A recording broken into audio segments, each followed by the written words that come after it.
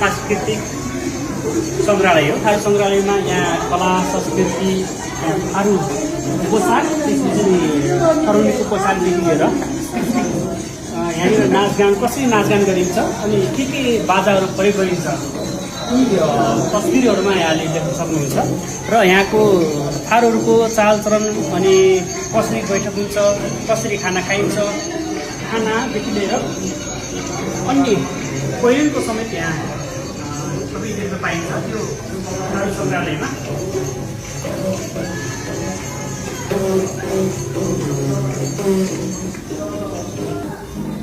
यो थारूहरूको घर यस्तो घर हुन्छ अनि यहाँनिर देख्न सक्नुहुन्छ मूर्तिहरू। यो भित्र कोठा रहेको छ। यहाँभित्र यो चाहिँ सम्भवतः रक्सी पार्ने हुनसक्छ। यहाँ रक्सी पार्ने, आगो बाल्ने, दाउरा हालेर यो देखाउन खोजिएको छ यसमा।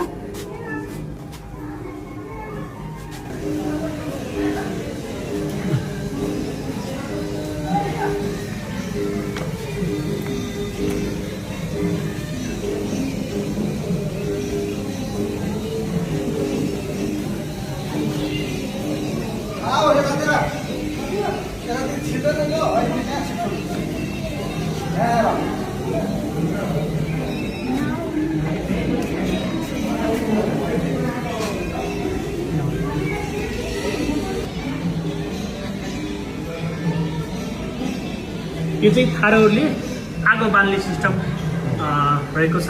यसरी यो काठमा काठ जोडेर सम्भवतः काठमा काठ जोडेर यो रिङाएर अनि आगो बाल्ने चल्नु हुँदो रहेछ पहिलेदेखि। अहिले पनि थारूहरूले यो परम्परा गइरहेको छ। यहाँ मादल बजाइरहनु भएको छ अनि यहाँ दिदीबहिनीहरू नाचिरहनु भएको छ। यो मूर्ति तस्बिर वा देख्न सक्नुहुन्छ। यहाँ व्याकरणमा ठिकै यहाँ थारू समुदायको नाच बजिरहेको, गीत बजिरहेको व्याकरणमा रहेको छ। बर्खाको टाइममा खेती किसान गर्दाखेरि छत्री रहेको छ। यसमा टाउकोमा ओढेर काम गर्ने अनि खेती किसान गर्ने गरिन्छ। उतातिर आगो बालेको र आगोमा बसेर तापेको अथवा परिवारमा यो देख्न सकिन्छ भने यहाँनिर मादल बजाइएको यो पनि थारू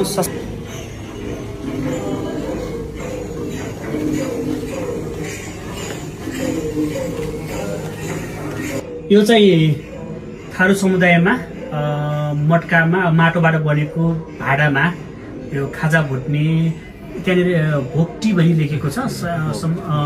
खाजा लेखेर अन्य परिकारहरू पकाउनलाई डोक्ने यो चाहिँ चटनी पिस्नलाई होइन।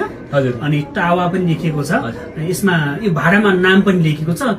थारू समुदायले प्रयोग गर्ने यी भाँडाहरू र खानाका परिकार बनाउने यी चिजहरू, भाँडाहरू यो यहाँनिर देखाइएको छ।